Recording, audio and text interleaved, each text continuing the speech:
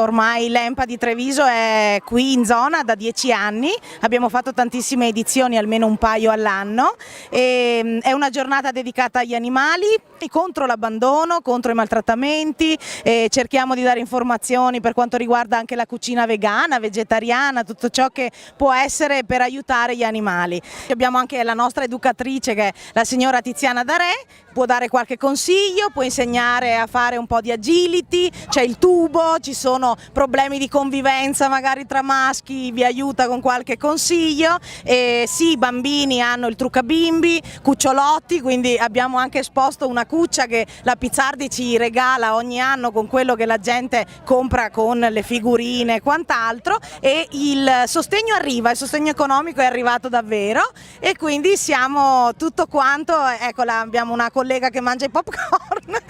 quindi che non è solo per i bambini, anche per noi volontari, e approfitto per ricordare che siamo tutti interamente volontari, nessuno è pagato per questa giornata, solo ed esclusivamente l'amore nei confronti degli animali.